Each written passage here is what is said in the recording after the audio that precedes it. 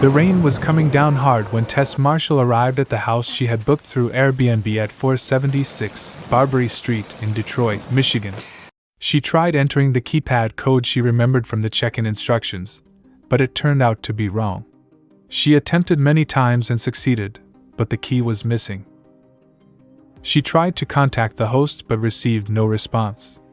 Just as she was about to leave, she noticed a light inside the house and rang the doorbell.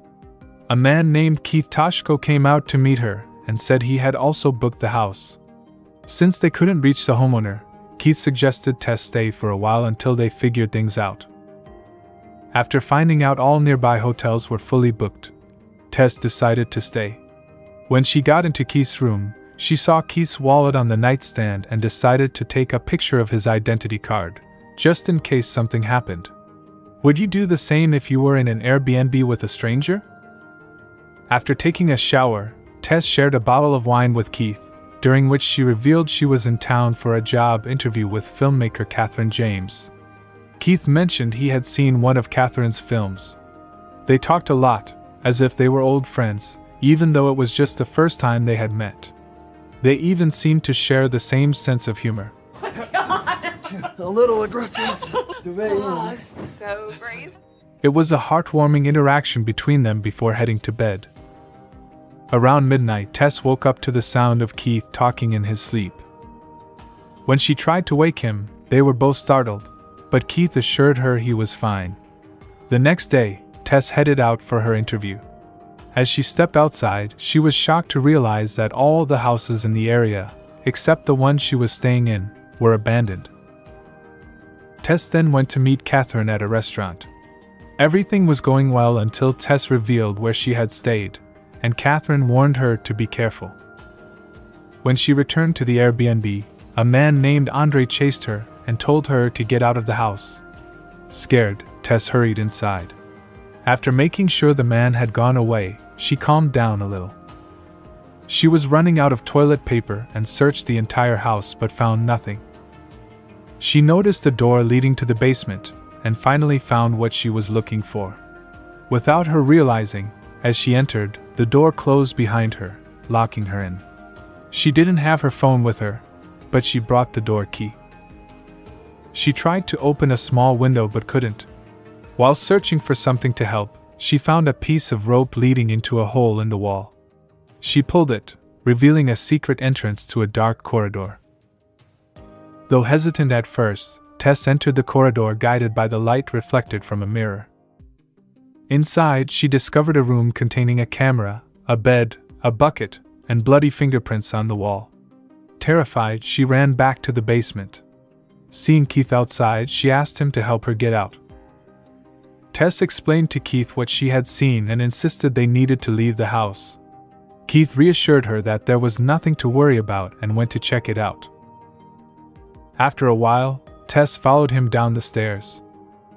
Learning from her experience, she placed a chair to prop the basement door open and grabbed her phone to use as a flashlight. She started looking for Keith but got confused when she couldn't find him in the corridor or the room. Then, she discovered another secret entrance, stairs leading to an even deeper hallway.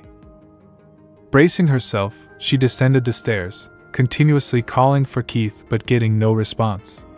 At the bottom, she encountered a gate and some strange items, like an animal cage. Desperately, she called out for Keith, hoping this time he would answer. Then, she heard Keith screaming for help and found him in the corridor, saying something had bitten him. As they argued about which way to go, a terrifying, naked humanoid monster known as the Mother suddenly appeared. It attacked Keith, crushing his head against the wall, before turning its attention to Tess and screaming.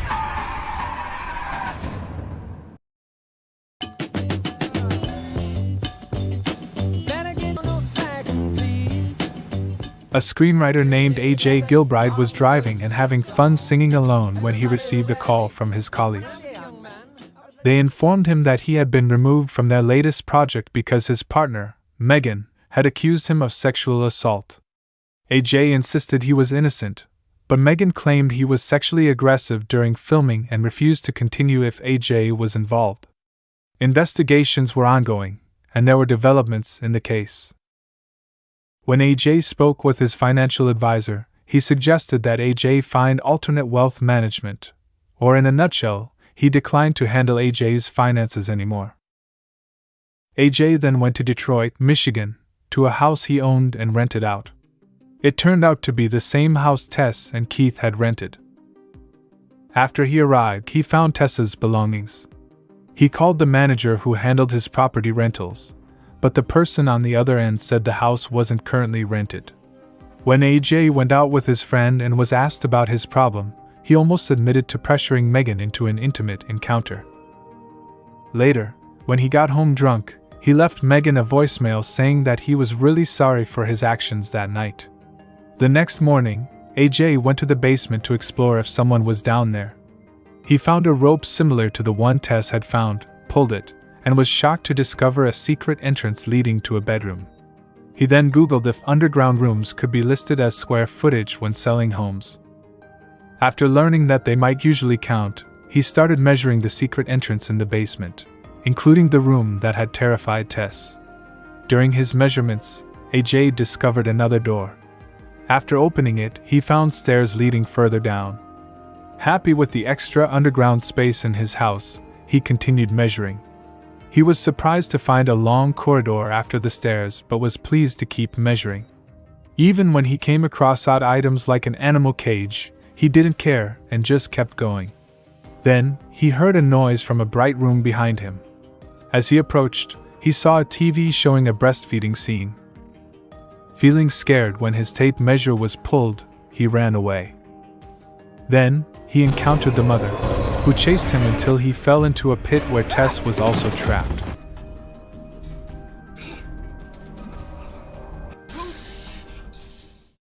Flashback to the 1980s, when Barbary Street was still populated.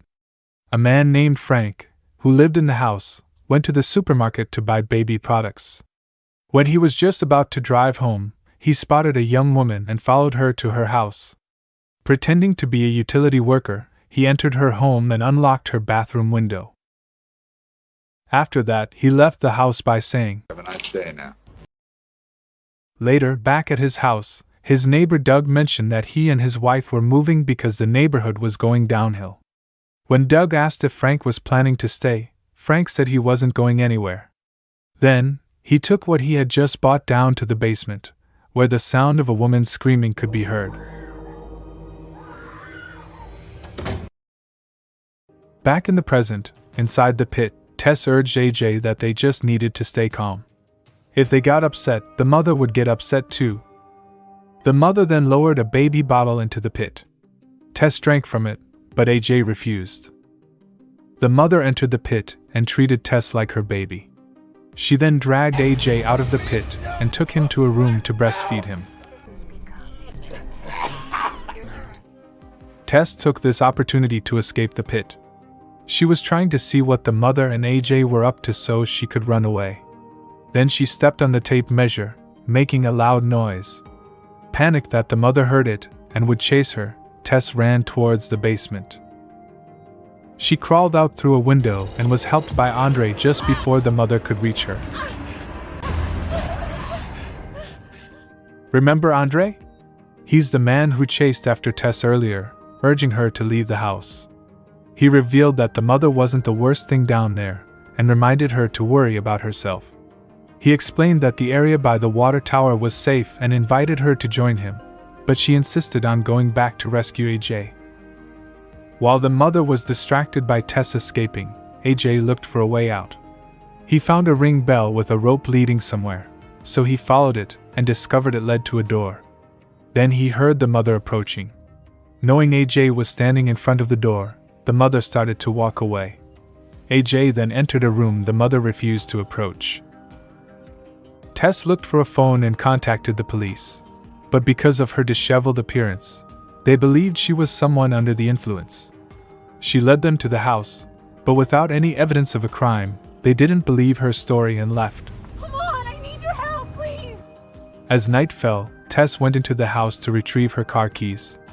As she entered her car, the mother appeared and tried to get into Tess's car. Tess rammed her car into the side of the house to kill the mother. but it only knocked her out briefly.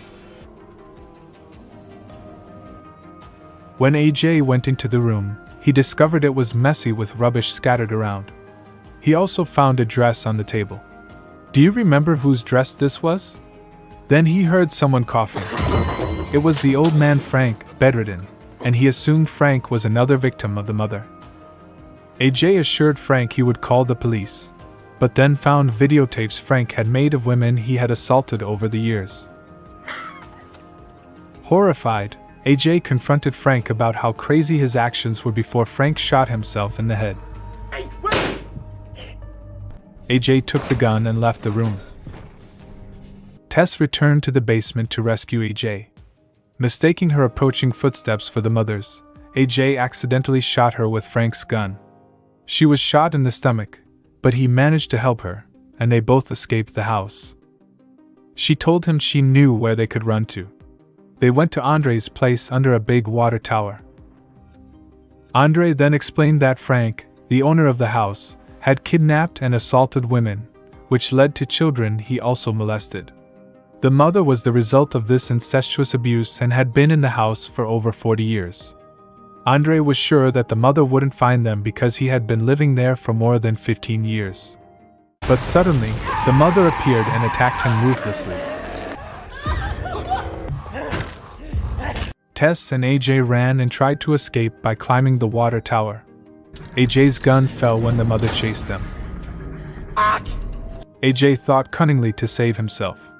He pushed Tess and threw her off the tower, realizing that the mother would instinctively save her baby. The mother jumped after Tess, shielding her from the fall. AJ then followed them down and retrieved his gun. He found both of them lying on the ground and tried to help Tess, seeing that she was still alive. As he tried to justify his actions, the mother got up and brutally attacked AJ. The mother tried to comfort Tess, but Tess grabbed the gun and with a heavy heart shot the mother dead.